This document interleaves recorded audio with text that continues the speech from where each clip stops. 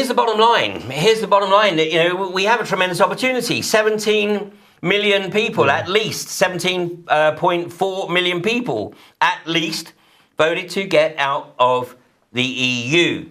And the establishment are now banking on 17.4 million people doing nothing, just sitting back and saying, oh, well, we voted, now we'll leave it to the politicians, which is, of course, exactly what they want everybody to do, because they don't care why you or I or anybody else doesn't get involved, as long as we don't get involved, because they just want people out of the way so that they can get on with their manipulation and their games. But this is a very real opportunity. So if 17 million people, or even half that number, actually made a commitment to get involved in something, to get involved within their local community, to start holding their elected representative to account, to scrutinise their every move, to scrutinise their every vote, to scrutinise what they're doing on a day-to-day basis in return for their outrageous salary and unlimited expenses. So this is what we can do, and this is a tremendous opportunity. So Brian and I and one or two others, we're going to be doing a series of events in the early autumn, which is going to be looking at Brexit, the post-Brexit period, opportunity or catastrophe. Now, whether it's an opportunity or whether it's a catastrophe is absolutely dependent on whether or not the people of this country decide that they're going to take this, grasp this opportunity with both hands and get involved and change the political landscape for something that is inclusive, that doesn't leave anyone behind. And I'm not paraphrasing the Tony Blair statement, no child left behind. But we have an opportunity here to make sure that basically every person in society is either given an appropriate opportunity for employment, or if they're not able to find employment or they're not capable of working, then they are at least taken care of, because this is supposedly a first world nation.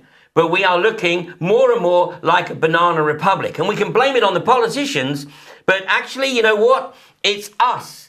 It's all of us allowing them to behave in this way, to milk the system, to take their salary, to take their expenses and say, you know what? Screw you.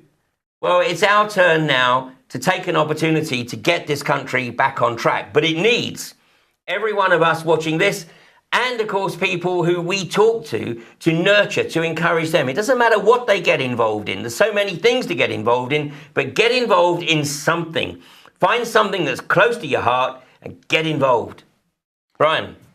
What do I add to that? Well, I think I want to add something quite simple, and that is those 17 million people voted to come out of the EU. What are they interested in the EU? What should we talk to them about the EU? We should be feeding those people with all of the facts and truth and reality about the EU, where it started. Let's get them looking back to the Red House meeting and the connections with the Nazi regime. Let's have a look at how the money's been manipulated.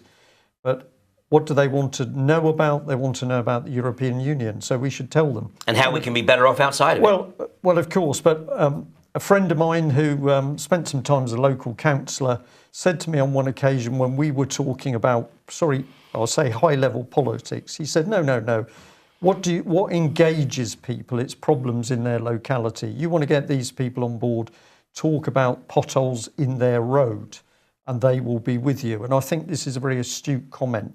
So it's no good going into this 17 million audience and getting really excited in the first instance about another topic.